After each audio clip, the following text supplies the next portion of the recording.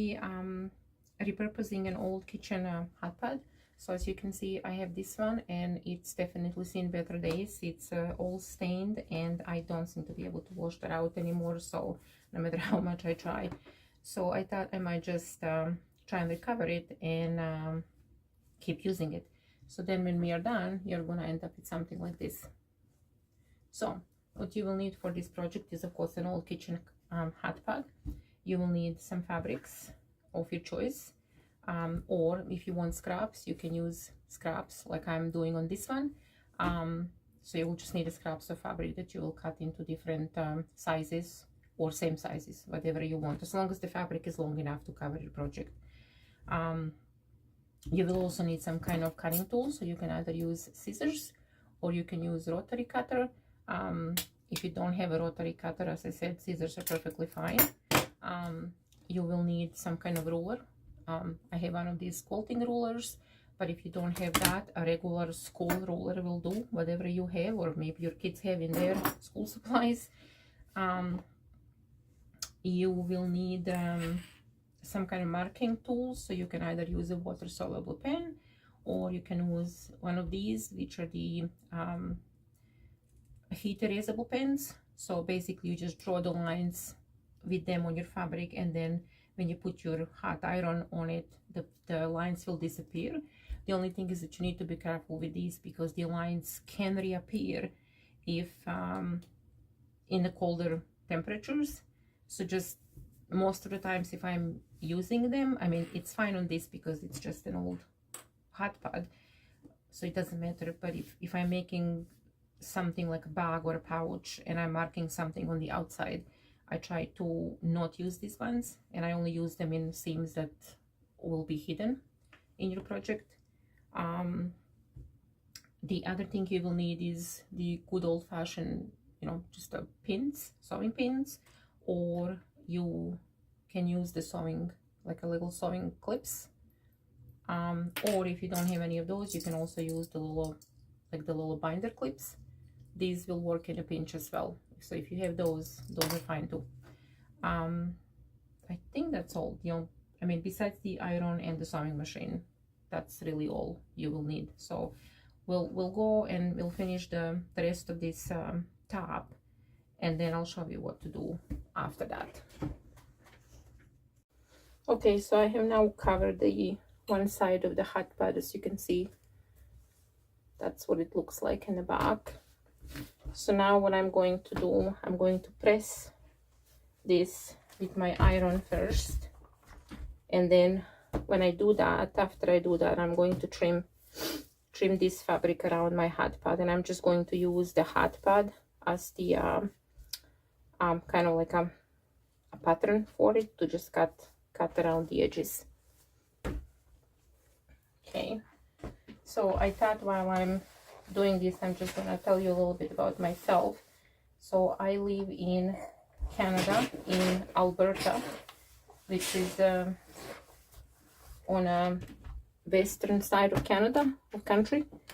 And my name is Milena, and I'm sure you can probably see that I'm new to YouTube. I mean, I have been on YouTube for a while now, but I just haven't made any videos, so I thought I'll give it a shot. So what else? I am originally from a small country in Europe, in Southern Europe. So as you can see, I'm just using the edge of my batting, or not batting, my hot pad, to cut my fabric around like that. So originally I'm from a small country, Southern Europe, called Croatia. Used to be a former Yugoslavia. Some of you might be more familiar with that. Depends how old you are, right? What else? I'm married. I have 2 kids, 1 husband, and we also have a dog, a black German Shepherd. So he generally doesn't come into my sewing room. The only time he comes in here is when after the supper we like to hide his treats for him around the house, and so he we sometimes hide some treats in here, and so he likes to run around the house and look for his treats. So that's the only time he'll come in here, but otherwise he doesn't. He just kind of sits in the front of my door in a hallway and looks at me like, what are you doing talking to yourself? Okay, so as you can see, I have covered the top, I have trimmed it. I just used basically the edge of the hot pad to kind of cut it down to the shape. And now I'm just going to take the second piece of fabric. I'm going to put it wrong side up, so the pretty side down, wrong side up, like that. And I'm going to take the hot pad and put the ugly side down onto that piece of fabric. Okay, and now what I'm going to do, I'm just going to take it over to the sewing machine, and I'm going to basically just go along these edges here, and I'm going to stitch that down, and that's also going to catch this fabric on the back and basically like quilt it, so to say, so to speak. It's not really quilting it, but that's basically what it's going to do. Okay, so that will be the next thing that we'll do. So I'm just going to flip you over there. Let's hope it wasn't too fast and I didn't make you dizzy. Okay, there we go. So now in this case you can excuse my reach over there, you can use some pins to just kind of pin your fabric down a little bit, so it keeps the two pieces in two layers in place. If you want to, you don't need to, but you can do that, especially if you're a newer at sewing. Okay, and now what we are going to do, I'm just going to basically sew down these lines, and just as I said, catch the both fabrics, the front and the back, so it doesn't shift when you're using your hot pad. So, oh, another thing I forgot to mention is that if you're making a new hot pad from the scratch, or even if you're doing a project like this, make sure that your fabric, your thread, and also if you're using any batting, is 100% cotton. You cannot use anything that's a mix of polyester cotton, because the polyester will melt. And since these things are used with the hot dishes and things like that, you don't want that to happen. So just make sure that everything is 100% cotton. Okay, so I'm just going to finish doing this. And back stitch at the beginning and an end. And I'm going to make my stitch probably up to about 3.5 to 4 millimeter, because I like a bigger stitch when I'm quilting, so to speak. And I'm just gonna basically follow the line of my fabric and just quilt my hot pad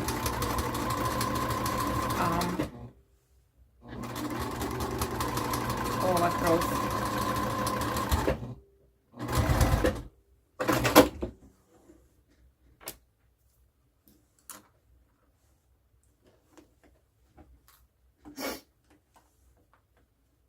I don't really want to talk while I'm sewing, because I don't know if you guys can hear me or not, because that machine gets pretty loud. So I'm just gonna sew this down, and hopefully you guys enjoy the sound of the sewing machine.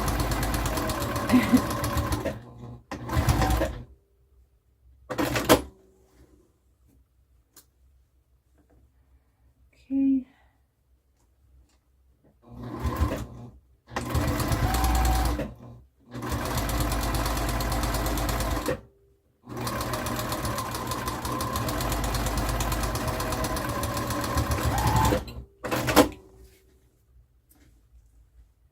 We're almost done with this.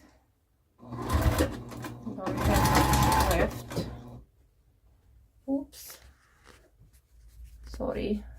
My camera, my phone moved sideways.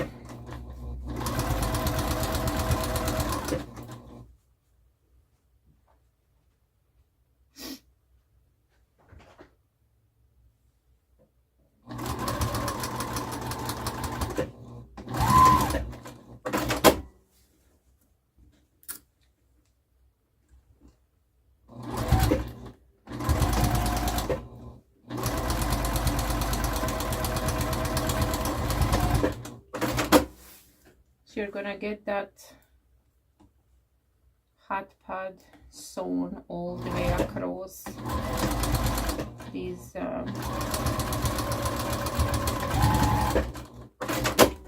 seams. So I'm just turning it around to finish one of these seams on the other side. And this doesn't need to be perfect, okay? This is just an old hot pad that you are covering up. So now this is what it's gonna look like, okay? And as you can see, the back fabric, you can see the stitching. So now that's all being sandwiched together, and there's a hot pad in between. Okay, so now the next thing we are going to do, sorry, nope,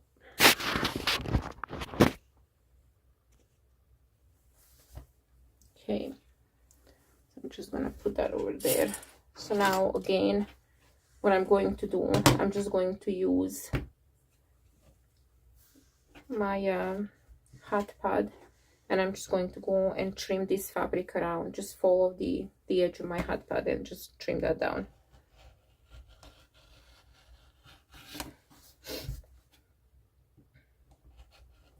And then when we are done with that, then we are going to put the binding on the on this, and that will be it. That will be finished. Okay, so just trim it around. You can use scissors if you don't have a rotary cutter. As I said, scissors are perfectly fine to use. And you're just gonna trim that so that it's even with the edges of your hot pad.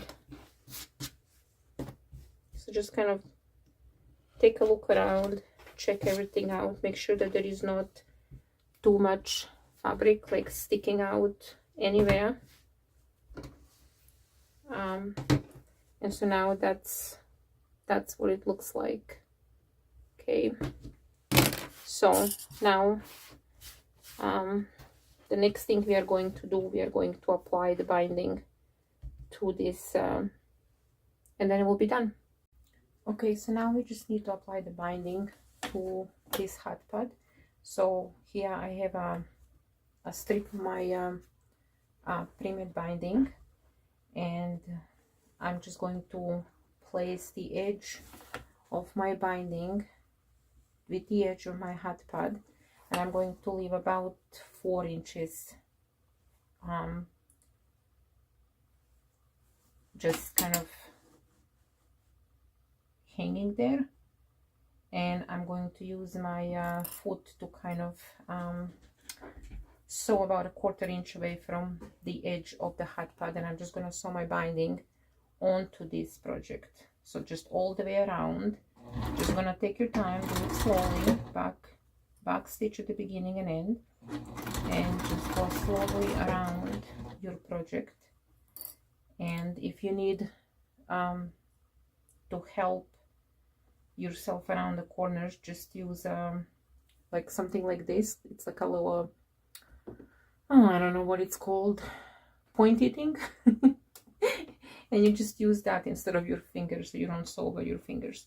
So just go slowly around the corner. Do not stretch your binding as you're sewing. Just kind of lay it down gently on your fabric. Don't stretch it, because if you stretch it, it will kind of pucker up around your project and get twisted. So just take your time, and you will just go around like that, and you will just sew your binding all around your project.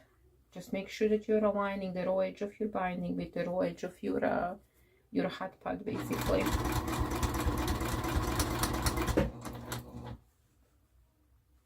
Yeah, and just take your time. And just hold that edge. And if you need to readjust, you can just lift your foot and readjust. Just make sure that the needle is in the down position in your fabric, because you don't want to lose your spot.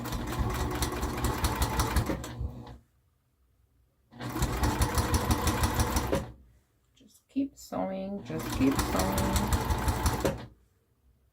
Here we are on another corner, so just twist, maneuver your, not twist, well, I guess twist. Lay your binding around the corner, just follow that curve. I know you can't really see, it's kind of hard. I'm gonna need to figure out a different way to put my camera so that you guys can see what I'm doing. But basically I'm just guiding my binding around my project, and I lift my presser foot as I need to readjust. Okay, so just continue and make sure that you catch all your layers. So just double check. You can see that all the layers are caught into the seam. Okay, we are on the last corner here. So we're just gonna stitch that. Let's go around. Okay, and now when you come to the end here, this is where you're beginning. This is where you started. So when you are over here, do the same with this piece. Just cut off your binding, kind of overlap with this binding here, and leave also about 4 inches, 4 or 5 inches unstitched. Okay, back stitch, and so you're going to have something like this where the binding is around and you have these two tails here. So now, oh, I lost my scissors. Make sure you trim all the threads. I always like to trim my threads as I go because I don't want to have a messy work. So now in order to finish this, you are going to somewhere kind of here, like just, I don't know if you can see that. You're gonna take one side of the binding, you're gonna fold it down and just finger press so that you can, very good, so that you can see a line in your fabric. Will be like a little line where you pressed, and then cut your binding 1/4 inch past that line, and lay that down nice and flat, clip it so that it stays there, and then take your other piece of binding and lay it over that fabric, and then where this end is here, fold this piece 1/4 inch past that finish end. So past that, again make a crease in your fabric, okay, and then cut past that crease that you made about 1/4 inch. Okay, so now you're gonna have something like this. So now you're gonna fold your batting in half, and you're going to match these two ends with right sides together. Okay, and sometimes it's a little bit fiddly, so but you're going to match these right sides together, and you're going to sew 1/4 inch seam. So just match them together like that, and then you can clip it or pin it or whatever.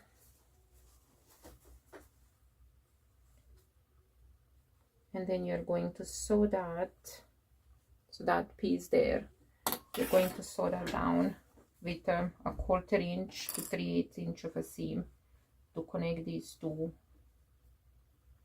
pieces. So it is definitely a little bit fiddly, but should be able to get it done. Just wrestle that fabric. It won't break on you or anything. And help yourself with this pointy tool. I think it's called an awl or something like that. Okay, so I'm gonna sew these two pieces together. And then basically what's gonna happen, so now you have sewn that, and when you open that, it's gonna lay flat, nice flat down against your project. Okay, and then you're just gonna finish stitching this binding down to your project, and then we'll come back and I'll show you what to do next. So you just finish sewing that down. So you just start where you stopped, where you left off, back stitch, always back stitch in the beginning and end, because otherwise your project is going to unravel. And make sure you meet the other side, like where your stitching is, just meet right there so that they meet evenly. Okay, so now we'll go over and I will show you what to do next.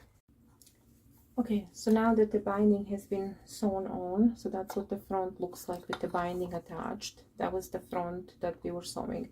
Then you're gonna flip this over, and basically that's what it's gonna look like with the binding kind of just hanging there. So you're gonna flip to the other side, from this side to this side.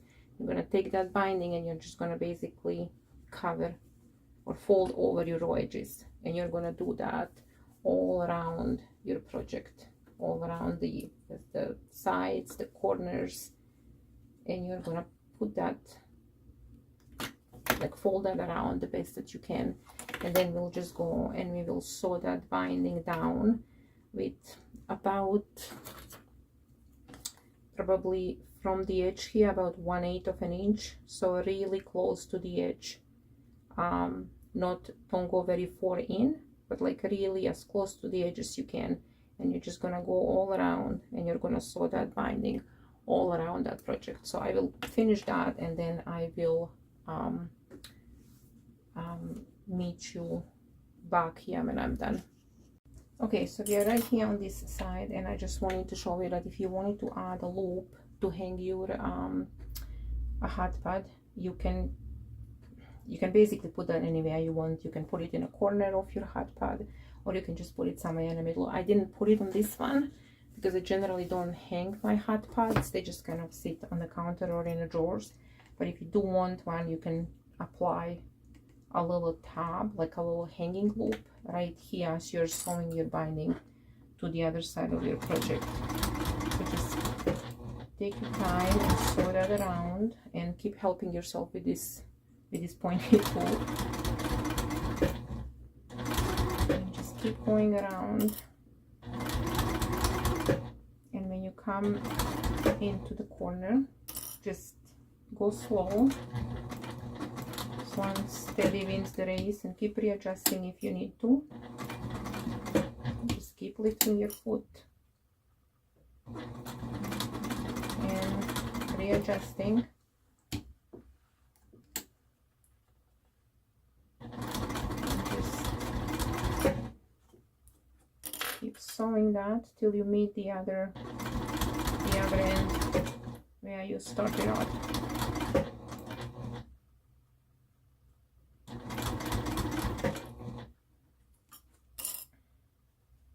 And then you'll be done, and you will have a nice new hot pad. Okay, we are almost there. This is the end here. Just readjusting the corners so that you don't veer too far from the edge. In the beginning, like your thread from at the beginning of your work. Okay, and now we are almost done. We just need to connect and make sure sure you back stitch, and you are done. And there you go. You can clip your threads, whatever is hanging, and check it over, make sure that everything has been caught. And everything has been caught, and you're done. So there you go, you have a new hot pod, and this one has a loop for hanging, and now I have two new hot pods. This one is a little bit different.